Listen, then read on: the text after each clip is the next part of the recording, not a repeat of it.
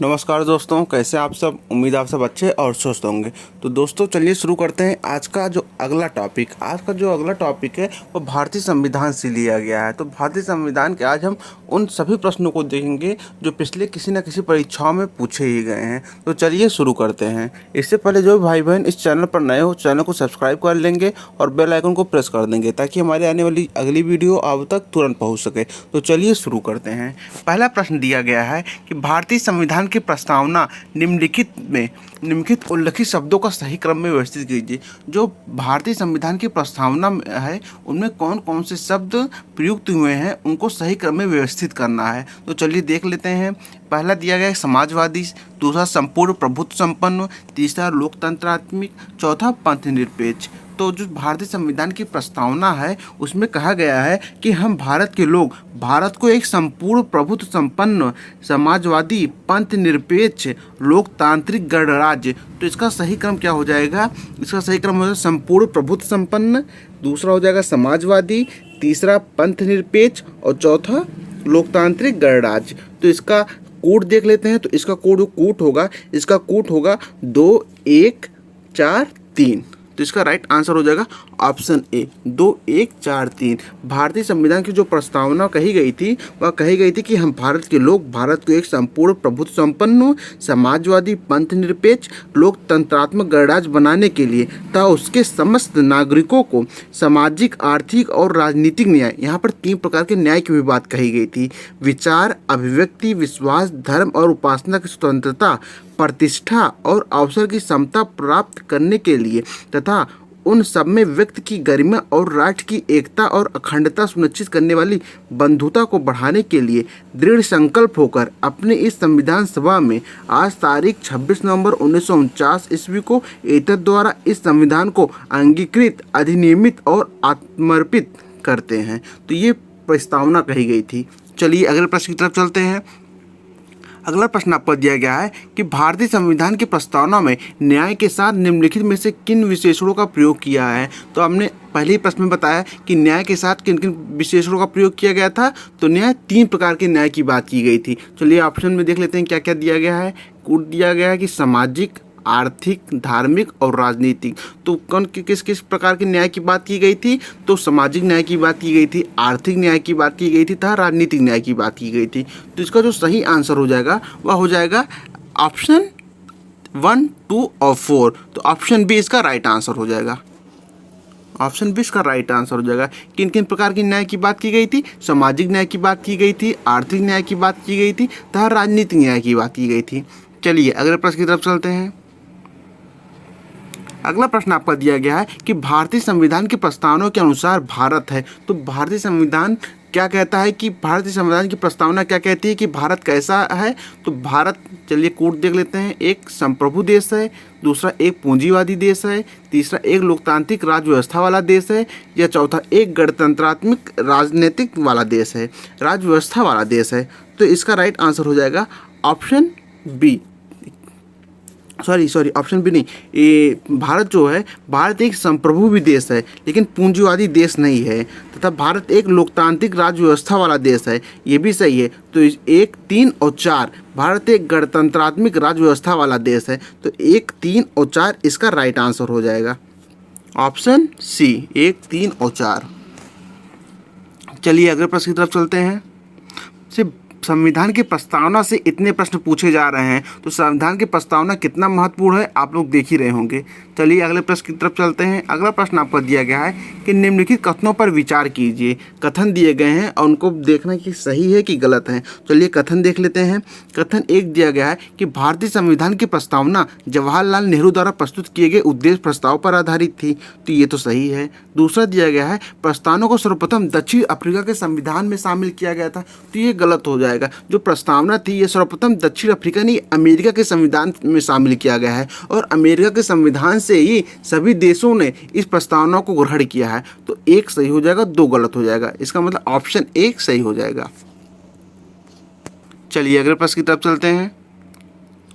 अगले प्रश्न में दिया गया है कि सूची 1 प्रसिद्ध व्यक्तित्व को दर्शाती है तथा सूची 2 भारतीय संविधान के प्रस्तावना के संबंध में उनके कथन से सुमेलित है। तो उनको सुमेलन करना है सूची 1 और सूची 2 को। तो चलिए देख लेते हैं।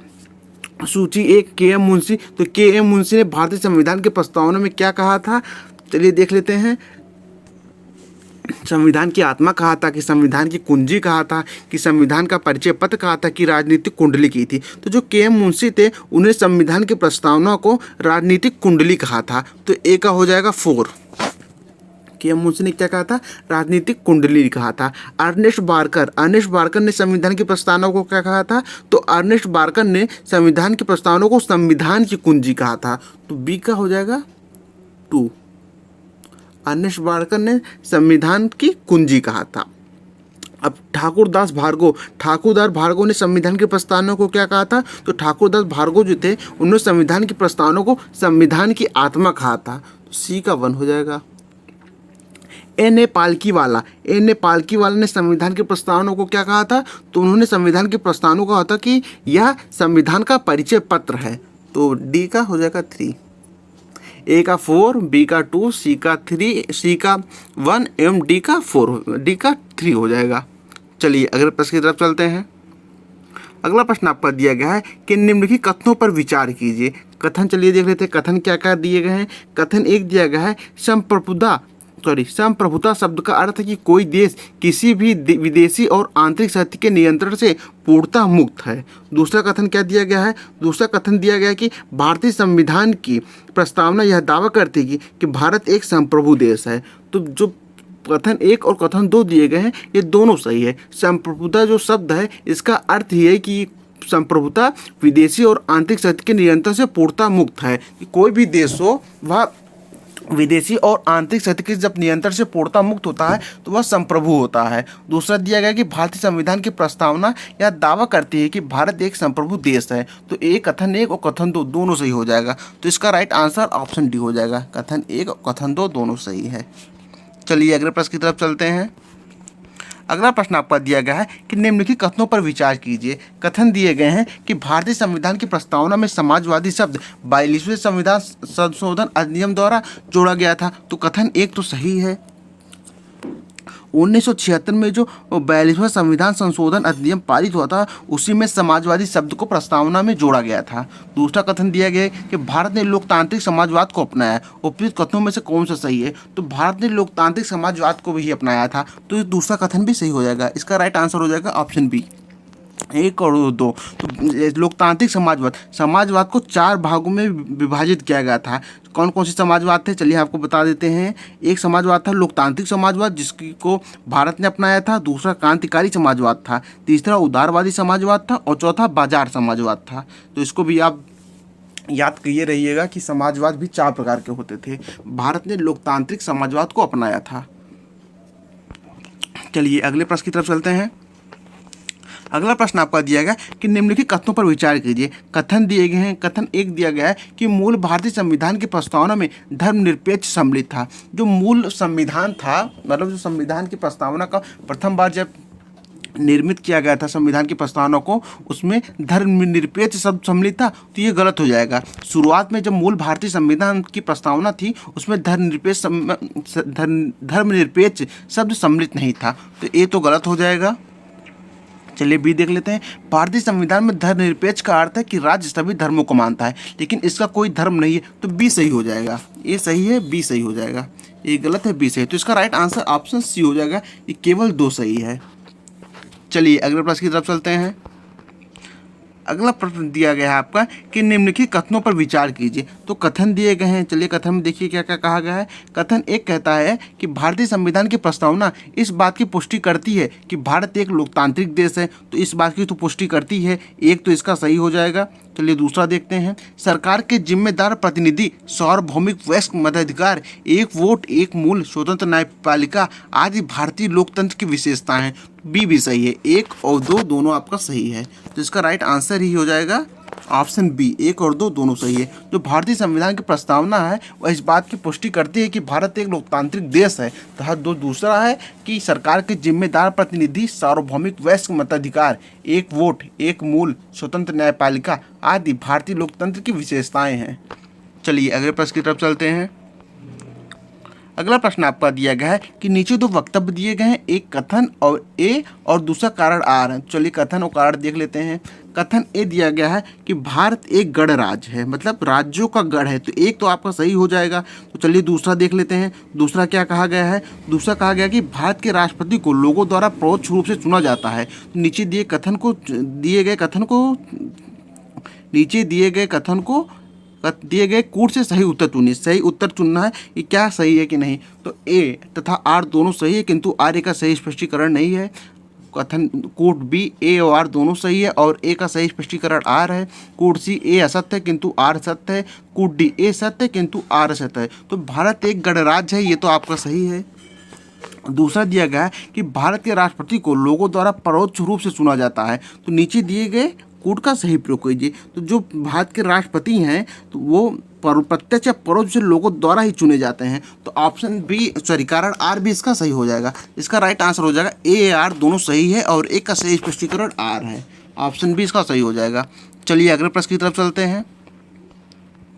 अगला प्रश्न आपका दिया गया है कि निम्नलिखित कथनों पर विचार कीजिए। कथन दिए गए हैं। कथन एक कहता है कि भारतीय संविधान की प्रस्तावना में न्याय शब्द को 5 अलग अलग रूपों में समाविष्ट किया गया है। तो जैसा कि आपने पहले ही प्रश्न में देखा कि पहली प्रस्तावना जो मैंने आपको पढ़ा, तो प्रस्तावना में जो न्याय शब्द है उसको तीन रूपों में विभाजित किया गया है। तो ये गलत हो जाएगा।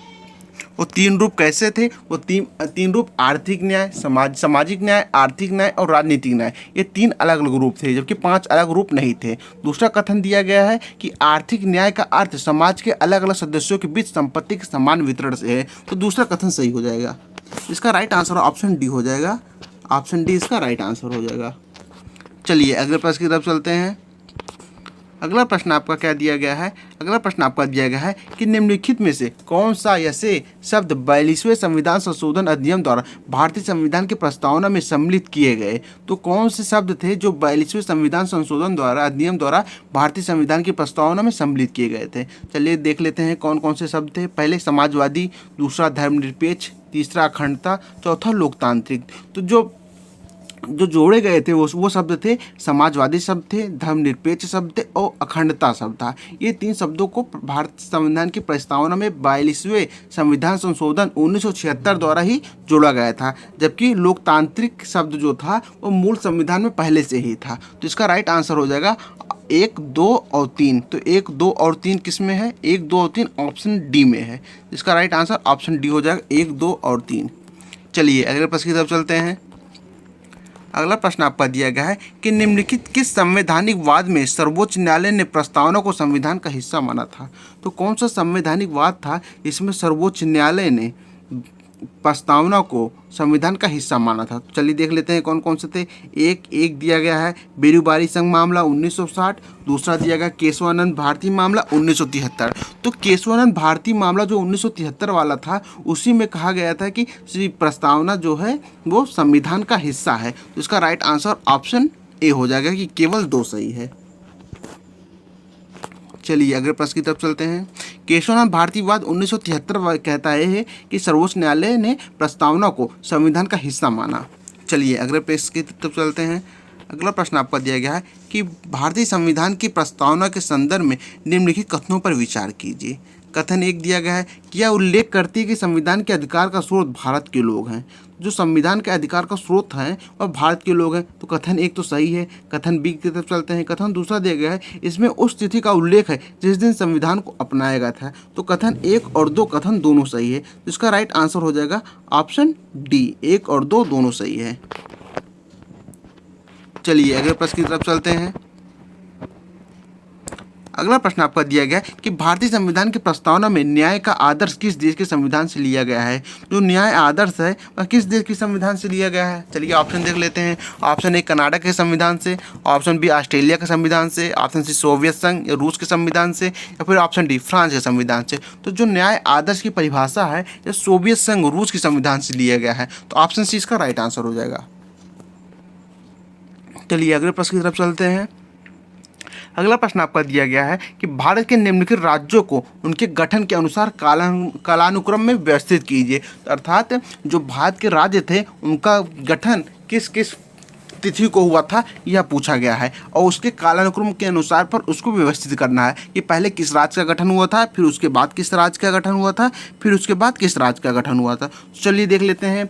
ये पहला छत्तीसगढ़ दिया गया है। तो छत्तीसगढ़ राज्य का जो गठन हुआ था वह 1 नवंबर 2000 को हुआ था। दूसरा उत्तराखंड दिया गया है। उत्तराखंड का जो गठन हुआ था वो 9 नवंबर 2000 को हुआ था। तो 1 और 2 पहले छत्तीसगढ़ का हुआ था, फिर उत्तराखंड का हुआ था। अब झारखंड का देख लेते हैं। तो झारखंड राज्य का जो गठन हुआ था वह 15 नवंबर 2000 को हुआ था। तो 1, 2, 3 ये तो लाइन से हो गए। और तेलंगाना राज्य जो बना हुआ था वह 2 जून 2014 को बना हुआ था। तो इसका राइट आंसर ये ऑप्शन ए हो जाएगा कि 1, 2, 3, 4। पहले छत्तीसगढ़ राज्य का, फिर उत्तराखंड राज्य का, फिर झारखंड राज्य का। 1 नवंबर को छत्तीसगढ़ को, 9 नवंबर को उत्तराखंड को और 15 नवंबर को झारखंड राज्य का। और सन 2000 में। और तेलंगाना राज्य का गठन 2 जून 2014 में हुआ था। चलिए अगले प्रश्न की तरफ चलते हैं। अगला प्रश्न आपका दिया गया कि नीचे 2 वक्तव्य दिए गए हैं, एक कथन ए है और दूसरा कारण आर है। तो चलिए देख लेते हैं कथन ए क्या है। कथन ए कहता है कि भारतीय संविधान एक जीवंत दस्तावेज है, जिसका कारण आर दिया गया है कि भारतीय संविधान को समाज की आवश्यकताओं के अनुसार संशोधित किया जा सकता है। तो जो भारतीय संविधान है ये एक जीवंत दस्तावेज है, ये तो अब सही कहा गया है। लेकिन चलिए दूसरा देख लेते हैं। दूसरा कारण दिया गया है कि भारतीय संविधान को समाज की आवश्यकता के अनुसार संशोधित किया जा सकता है। तो ये भी सही है, अर्थात ए तथा आर दोनों सही है और ए का सही स्पष्टीकरण आर है। ऑप्शन बी इसका राइट आंसर हो जाएगा। चलिए अगले प्रश्न की तरफ चलते हैं। अगला प्रश्न आपका दिया गया है कि केशवानंद भारतीयवाद के संदर्भ में निम्नलिखित कथनों पर विचार कीजिए। केशवानंद भारतीयवाद ये कब हुआ था? ये 1973 ईस्वी में होता है। चलिए देख लेते हैं इसमें क्या क्या विचार दिए गए हैं। पहला विचार दिया गया है कि इसमें सर्वोच्च न्यायालय ने कहा कि संसद अनुच्छेद 368 के तहत मौलिक अधिकारों सहित संविधान के किसी भी हिस्से में संशोधन कर सकती है। तो इसका तो एक कथन सही हो जाएगा कि संसद ने इसमें सर्वोच्च न्यायालय ने कहा था कि संसद अनुच्छेद 368 के तहत मौलिक अधिकारों सहित संविधान के किसी भी हिस्से में संशोधन कर सकती है। चलिए दूसरा विचार देखते हैं। दूसरा विचार था कि इस वाद में संविधान की मूल संरचना प्रस्तुत की गई थी। उपयुक्त कथनों में से कौन सा सही है? तो जो इस केशवानंद भारतीयवाद था इसमें कहा गया था कि संविधान की मूल संरचना प्रस्तुत की गई है। तो ये 1 और 2 दोनों सही हो जाएंगे। तो इसका राइट आंसर ऑप्शन डी हो जाएगा कि 1 और 2 दोनों सही हैं। चलिए अगले प्रश्न की तरफ चलते हैं। अगला प्रश्न आपका दिया गया है कि उच्चतम न्यायालय के अनुसार भारतीय संविधान की मूल संरचना में सम्मिलित है। जो भारतीय संविधान की मूल संरचना थी उसमें क्या क्या सम्मिलित था? चलिए देख लेते हैं। पहला दिया गया संविधान की सर्वोच्चता, तो ये तो सही है, संविधान ही हमारा सर्वोच्च है। दूसरा विधायिका, कार्यपालिका एवं न्यायपालिका के बीच शक्ति का बंटवारा, ये भी सही है। तीसरा गणराज्यात्मक एवं लोकतंत्रात्मक स्वरूप वाली सरकार, इसका तो गणराज्यात्मक तो मतलब गणों का राज एवं लोकतांत्रिक स्वरूप वाली सरकार, तो ये भी सही है। 1, 2 और 3 तो सही है। और चौथा देख लेते हैं। चौथा दिया संविधान का धर्मनिरपेक्ष चरित्र, ये भी सही है। तो इसका राइट आंसर ही ऑप्शन सी हो जाएगा। 1, 2, 3 और 4 इसका राइट आंसर हो जाएगा। ये चारों ही भारतीय संविधान की मूल संरचना में सम्मिलित थे। ऑप्शन सी इसका राइट आंसर हो जाएगा। चलिए अगले प्रश्न की तरफ चलते हैं। अगर ये सीरीज़ आपको पसंद आ रही हो तो लाइक और शेयर जरूर कर दीजिएगा। चलिए देखते हैं अगला प्रश्न क्या दिया गया है। अगला प्रश्न दिया गया है कि निम्नलिखित युग्मों पर विचार कीजिए। प्रसिद्धवाद और मूल संरचना में शामिल तत्व दिए गए हैं। तो चलिए देख लेते हैं। मिनर्वा मिल्स मामला ये किससे 1980 ये किससे संबंधित था? मौलिक अधिकारों और निर्देशक सिद्धांतों के बीच सामंजस्य और संतुलन से संबंधित था। दूसरा दिया गया भीम सिंह जी मामला, ये 1981 कल्याणकारी राज्य सामाजिक आर्थिक न्याय से संबंधित था। और तीसरा इंदिरा साहनी केस, कानून का शासन से संबंधित था। तो उपयुक्त युग्म में से कौन से युग्म सही सुमेलित हैं ये पूछा गया है। तो इसका राइट आंसर हो जाएगा ऑप्शन डी, इसमें 1, 2 और 3 तीनों सुमेलित थे। इसका राइट आंसर ऑप्शन डी, 1, 2, 3 तीनों सुमेलित है। मिनर्वा मिल्स मामला जो 1980 का था, ये संविधान में संशोधन करने की जो संसद की समिति या शक्ति मौलिक अधिकारों और निर्देशक सिद्धांतों के बीच सामंजस्य और संतुलन का था। और जो दूसरा भीम सिंह जी मामला था यह कल्याणकारी राज्य से संबंधित था। और इंदिरा साहनी केस 1992 जो था वो कानून के शासन से संबंधित था। तो ये तीनों सही हो जाएंगे। चलिए अगले प्रश्न की तरफ चलते हैं। अगला प्रश्न आपका दिया गया है कि प्रसिद्ध केशवानंद भारती बनाम केरल राज्यवाद में कितने न्यायाधीशों की संवैधानिक पीठ संविधान की आधारभूत संरचना का ऐतिहासिक सिद्धांत दिया था? तो जो केशवानंद भारती बनाम केरल राज्य का वाद था इसमें कितने न्यायाधीशों की संवैधानिक पीठ ने अपना ऐतिहासिक जो फैसला सुनाया था वो दिया था? तो चलिए ऑप्शन देख लेते हैं। ऑप्शन ए 5 न्यायाधीशों ने, ऑप्शन बी 7 न्यायाधीशों ने, ऑप्शन सी 9 न्यायाधीशों ने, या फिर ऑप्शन डी 13 न्यायाधीशों ने। तो जो इसका राइट आंसर हो जाएगा ऑप्शन डी 13 न्यायाधीशों ने, जिसमें जो फैसला आया था वह 7 और 6 के अनुपात में आया था। ऑप्शन डी इसका राइट आंसर हो जाएगा। चलिए अगले प्रश्न की तरफ चलते हैं। अगला प्रश्न आपका दिया गया है कि उच्चतम न्यायालय के अनुसार भारतीय संविधान की मूल संरचना में सम्मिलित है। तो जो भारतीय संविधान की मूल संरचना थी उसमें क्या क्या सम्मिलित है ये पूछा गया है। चलिए देख लेते हैं ऑप्शन। ऑप्शन ए दिया गया है कि संप्रभु लोकतांत्रिक गणराज्य, तो ये तो संविधान की विशेषता है ही है। दूसरा दिया गया संसदीय प्रणाली, तो आप तो जानते हैं कि भारतीय शासन व्यवस्था जो संसदीय प्रणाली पर आधारित है, तो ये भी सही है। तीसरा स्वतंत्र और निष्पक्ष चुनाव, तो ये भी सही है कि भारत के जो चुनाव होते हैं स्वतंत्र और निष्पक्ष होते हैं, इसमें भारत का प्रत्येक नागरिक भाग ले सकता है। चौथा दिया गया शक्तियों के पृथक्करण का सिद्धांत, ये भी सही है कि जो भारतीय संविधान है वो शक्तियों, राज्य और केंद्र को अपनी अपनी शक्तियाँ प्रदान करती है, इसलिए शक्तियों के पृथक्करण का सिद्धांत भी सही हो जाएगा। तो इसका राइट आंसर हो जाएगा ऑप्शन 1, 2, 3 और 4। ऑप्शन बी इसका राइट आंसर हो जाएगा। ये चारों दिए गए कोड चारों सही है। चलिए अगले प्रश्न की तरफ चलते हैं।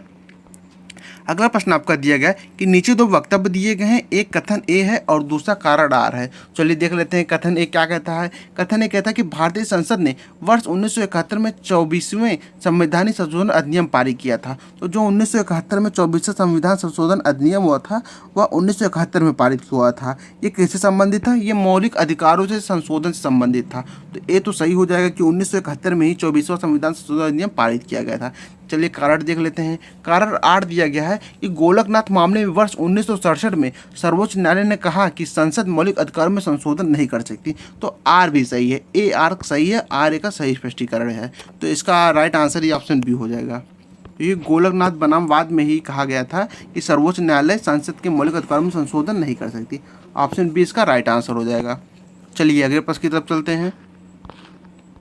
अगला प्रश्न आपका दिया गया है कि निम्नलिखित में से कौन सा प्रसिद्ध वाद कार्यस्थल पर यौन उत्पीड़न से संबंधित था। तो वह कौन सा वाद था जो कार्यस्थल पर यौन उत्पीड़न से संबंधित था। चलिए देख लेते हैं। ऑप्शन ए विशाखा बनाम राजस्थान राज्य, ऑप्शन बी अरोड़ा शानबाग बनाम union of India, option sea lily Thomas बनाम भारत संघ, या फिर ऑप्शन डी न्यायमूर्ति के.एस. पट्टास्वामी बनाम भारत संघ। तो जो यौन उत्पीड़न से संबंधित प्रथम वाद था वह विशाखा बनाम राजस्थान राज्य था। ऑप्शन ए इसका राइट आंसर हो जाएगा, विशाखा बनाम राजस्थान राज्य। या कार्यस्थल पर यौन उत्पीड़न को रोकने के लिए इसमें दिशा निर्देश जारी किया गया था। ये 1997 की घटना थी, विशाखा बनाम राजस्थान राज्य वाद, और ये बहुत प्रसिद्ध हुई थी। चलिए अगले प्रश्न की तरफ चलते हैं। अगला प्रश्न आपका दिया गया है कि निम्नलिखित में से किस वाद में पहली बार इच्छा मृत्यु का मुद्दा सार्वजनिक चर्चा में आया है। तो जो इच्छा मृत्यु था, जिसे क्या नाम एक्टिव एवं पैसिव यूथेनेसिया भी कहा जाता है, प्रेजेंट टाइम में 2019 के बिल में ये बताया गया था कि पैसिव एवं एक्टिव यूथेनेसिया के बारे में, मतलब इच्छा मृत्यु से संबंधित था ये। तो ये सर्वप्रथम कब चर्चा में आया ये पूछा गया है। चलिए कोड देख लेते हैं। कोड ए दिया गया विशाखा बनाम राजस्थान राज्य, तो ये हो ही नहीं सकता। ऑप्शन बी अरोड़ा शानबाग बनाम यूनियन ऑफ इंडिया, या फिर ऑप्शन सी लिली थॉमस बनाम भारत संघ, या फिर ऑप्शन डी न्यायमूर्ति के.एस. पट्टास्वामी बनाम भारत संघ। तो इसका राइट आंसर हो जाएगा ऑप्शन बी अरोड़ा शानबाग बनाम यूनियन ऑफ इंडिया। इसी बात के संबंध में सर्वप्रथम यह चर्चा उठी थी कि इच्छा मृत्यु जो मुद्दा सार्वजनिक चर्चा में आई थी। ऑप्शन बी इसका राइट आंसर हो जाएगा, अरोड़ा शानबाग बनाम यूनियन ऑफ इंडिया। जो यह वाद था इसमें पहली बार इच्छा मृत्यु की मुद्दा सार्वजनिक चर्चा में आया था। इस वाद में सुप्रीम कोर्ट ने अरोड़ा शानबाग जो थी उनकी इच्छा मृत्यु की याचिका को स्वीकार कर लिया था तथा मेडिकल पैनल गठित करने का आदेश भी दे दिया था। लेकिन बाद में सर्वोच्च न्यायालय ने इस पर विचार किया और बाद में इसको अपने फैसला को बदल दिया था। लेकिन 2018 में सर्वोच्च न्यायालय ने पैसिव यूथेनेसिया और लिविंग विल को मान्यता दे दी थी, कि इच्छा मृत्यु को मान्यता दे दी थी। चलिए अगले प्रश्न की तरफ चलते हैं। अगला प्रश्न आपका दिया गया कि प्रसिद्ध लिली थॉमस बनाम भारत संघ वाद के संदर्भ में निम्नलिखित कथनों पर विचार कीजिए। तो जो लिली थॉमस बनाम भारत संघ वाद था उस पर विचार करना है। चलिए देखते हैं क्या क्या दिया गया है। कि पहला दिया गया है कि इस बात का निर्णय सजायाफ्ता विधायिका सदस्यों को आयोग घोषित करता है। दूसरा, इस वाद में सर्वोच्च न्यायालय ने समान नागरिक संहिता लागू करने का निर्देश दिया था। तो इसमें एक सही हो जाएगा, लेकिन जो दूसरा है वो गलत हो जाएगा। चलिए देख लेते हैं क्या। जो इस बात का सजायाफ्ता विधायिका सदस्यों को अयोग्य घोषित करता है। जो लिली थॉमस बनाम भारत संघवाद था, इसमें सरकार ने यह आदेश सुनाया था कि कोई भी सांसद हो या विधायक हो, अगर उसे दोषी करार दिया जाता है तो उसको न्यूनतम 2 साल की सज़ा हो जाएगी और जेल होने के बाद वह 6 वर्ष तक चुनाव नहीं लड़ सकता। इसमें यही फैसला सुनाया गया था। चलिए अगले प्रश्न की तरफ चलते हैं। तो इसका राइट आंसर हो जाएगा ऑप्शन सी, ये केवल एक सही है। चलिए अगले प्रश्न की तरफ चलते हैं।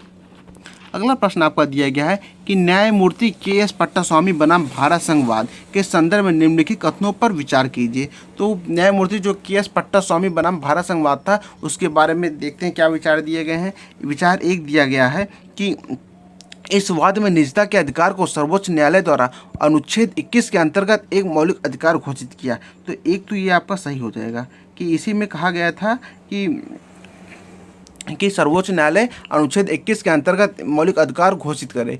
दूसरा, इस बात की सुनवाई के दौरान अटॉर्नी जनरल के वेणुगोपाल का कहना था कि निजता एक इलिट अवधारणा है। तो एक और दो दोनों सही हो जाएगा। इसका राइट आंसर ऑप्शन बी ही हो जाएगा कि एक और दो दोनों सही है। इसी में अटॉर्नी जनरल ऑफ इंडिया ने कहा था, के वेणुगोपाल उस समय थे, उन्होंने कहा था कि निजता एक इलिट अवधारणा है। चलिए अगले प्रश्न की तरफ चलते हैं। अगला प्रश्न आपको दिया गया है कि नवतेज सिंह जौहर बनाम भारत संघवाद में सर्वोच्च न्यायालय ने निम्नलिखित में से किससे संबंधित महत्वपूर्ण निर्णय दिया था। तो नवतेज सिंह जौहर और बनाम भारत संघवाद था, वो किससे संबंधित था पूछा गया है। चलिए देखते हैं। ए, सबरीमाला मंदिर प्रवेश से, ऑप्शन बी आधार की पैन कार्ड से जोड़ने से, या ऑप्शन सी समलैंगिकता से, या ऑप्शन डी पदोन्नति में SC ST के आरक्षण से। तो नवतेज सिंह जौहर बनाम भारत संघवाद था, यह समलैंगिकता से संबंधित था। तो इसका राइट आंसर हो जाएगा ऑप्शन सी, समलैंगिकता। और ये कब आया था? ये 2018 का वाद था। चलिए अगले प्रश्न की तरफ चलते हैं। अगला प्रश्न आपका दिया गया है कि भारतीय संविधान के अनुच्छेद 1 के अनुसार भारत के राज्य क्षेत्र में समाविष्ट होंगे। तो अनुच्छेद 1 भारतीय संविधान का अनुच्छेद 1 क्या क्या कहता है, चलिए देखते हैं। एक, राज्यों के राज्य क्षेत्र के बारे में, ये तो सही है। पहली अनुसूची में विनिर्दिष्ट संघ राज्य क्षेत्र के बारे में, तो ये भी सही है। तीसरा, ऐसे अन्य राज्य क्षेत्र जो अर्जित किए जाए। तीसरा, तो ये इसके तीनों आंसर सही हो जाएंगे, 1, 2 और 3। भारतीय जो अनुच्छेद है ये कहता है कि भारतीय अनुच्छेद एक कहता है कि राज्यों के राज्य क्षेत्र के बारे में, पहली अनुसूची में विनिर्दिष्ट संघ राज्य क्षेत्र के बारे में, एवं ऐसे अन्य राज्य क्षेत्र जो अर्जित किए गए। तो 1, 2 और 3 तीनों सही हो जाएगा। चलिए अगले प्रश्न की तरफ चलते हैं। अगला प्रश्न आपका दिया गया है कि भारतीय संविधान का अनुच्छेद 3 भारतीय संसद को निम्नलिखित में से कौन सा अधिकार प्रदान करता है। तो जो भारतीय संविधान का अनुच्छेद 3 है क्या क्या करता है, चलिए देखते हैं। किसी राज्य के नाम में परिवर्तन, ये भी सही है। किसी राज्य की सीमाओं में परिवर्तन, ये भी सही है। तीसरा, किसी राज्य के क्षेत्र में परिवर्तन, तो ये भी सही है। 1, 2 और 3 तीनों सही हो जाएंगे। तो इसका राइट आंसर ऑप्शन ए हो जाएगा। चलिए अगले प्रश्न की तरफ चलते हैं। अगला प्रश्न आपका दिया गया है कि निम्नलिखित राज्यों को उनकी स्थापना वर्ष के अनुसार कालानुक्रम में व्यवस्थित कीजिए। फिर पुनः यह क्वेश्चन दे दिया गया है कि गुजरात, बिहार, पंजाब और आंध्र प्रदेश 4 राज्य दिए गए हैं। चारों राज्यों को उनके स्थापना वर्ष के अनुसार कालानुक्रम में व्यवस्थित करना है। तो चलिए देख लेते हैं। गुजरात, तो गुजरात राज्य की स्थापना कब हुई थी? तो गुजरात राज्य की स्थापना कब हुई थी? गुजरात राज्य की स्थापना हुई थी 1 मई 1960 ईस्वी में। चलिए बिहार का देखते हैं। तो बिहार राज्य की स्थापना कब हुई थी? बिहार की स्थापना हुई थी 1 अप्रैल 1912 में। तो जब 1912 में हुई थी तो बिहार प्रथम आ जाएगा। तो इसका सही कूट हो जाएगा 2, ऑप्शन ए और सी में 2 मिल रहे हैं। चलिए दूसरा देख लेते हैं। दूसरा क्या दिया गया है? दूसरा पंजाब का कब हुआ था? पंजाब का 1 नवंबर 1966 में हुआ था। लेकिन इससे पहले आंध्र प्रदेश का कब हुआ था? 1 नवंबर 1956 में हुआ था। तो इसका राइट हो जाएगा 2, 4 किसमें? ऑप्शन सी में मिल रहे हैं। 2, 4, 1, 3। पहले बिहार राज्य का हुआ था। बिहार राज्य का 1 अप्रैल 1912 में हुआ था। फिर आंध्र प्रदेश राज्य का हुआ था। आंध्र प्रदेश का 1 नवंबर 1956 में स्थापना हुआ था। फिर हुआ था गुजरात राज्य का हुआ था 1 मई 1960 में। और फिर दिया है पंजाब का हुआ था 1 नवंबर 1966 ईस्वी में। तो इसका राइट आंसर हो जाएगा 2, 4, 1, 3। ऑप्शन सी इसका राइट आंसर हो जाएगा। आप सबको क्या नाम है, जितने भी राज्य दिए गए हैं उनका स्थापना वर्ष भी याद करके ही चलना होगा, तभी ये सब प्रश्न आपके बनेंगे। चलिए अगले प्रश्न की तरफ चलते हैं। अगला प्रश्न आपका दिया गया सूची 1 भारतीय संविधान के भाग और सूची 2 उसमें दिए गए विषय से सुमेलित कीजिए। सूची 1 और सूची 2 दी गई है। सूची 1 में कौन कौन से विषय दिए गए हैं और सूची कौन कौन से विषय दिए गए हैं।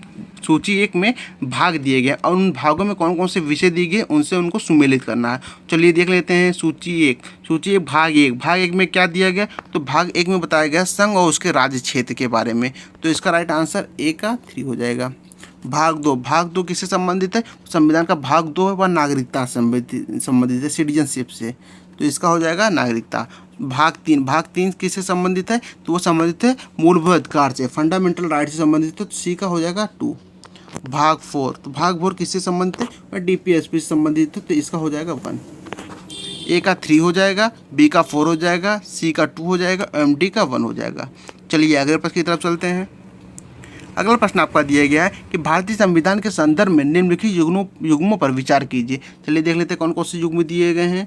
अनुच्छेद 5 किससे संबंधित है, संविधान के प्रारंभ पर नागरिकता, तो ये तो सही है।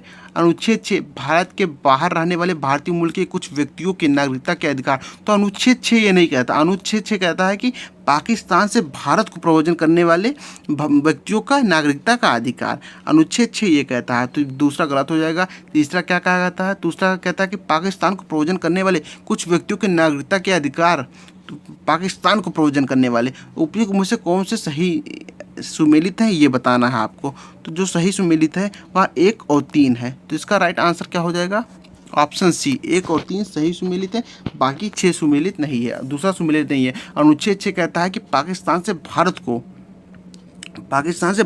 प्रव्रजन करने वाले कुछ व्यक्तियों के नागरिकता का अधिकार। चलिए अगले प्रश्न की तरफ चलते हैं। अगला प्रश्न आपका दिया गया है कि भारत में नागरिकता के अधिकार का विधि द्वारा विनियमन किया जाता है।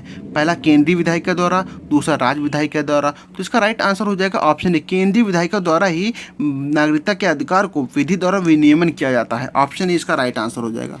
जो नागरिकता का अधिकार है वह केंद्र सूची का विषय है, तो ऑप्शन ए इसका राइट आंसर हो जाएगा कि केंद्रीय विधायिका द्वारा, संसद ही इस पर निर्णय कर सकती है। चलिए अगले प्रश्न की तरफ चलते हैं। अगला प्रश्न आपका दिया गया है कि नागरिकता अधिनियम 1955 के अनुसार भारत की नागरिकता अर्जित की जा सकती है, तो भारत की नागरिकता किस प्रकार अर्जित की जा सकती है। चलिए देखते हैं।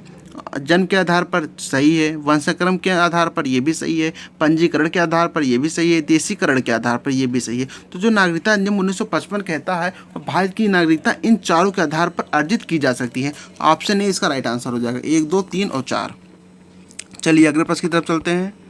अगला प्रश्न आपका कहता है कि निम्नलिखित कौन सा व्यक्ति पंजीकरण के आधार पर भारत नागरिकता प्राप्त करने की शर्तों को पूरा करता है। मतलब जो भारत की नागरिकता का पंजीकरण का आधार है या भारतीय नागरिकता प्राप्त करने की जो शर्तें हैं वह क्या क्या हैं।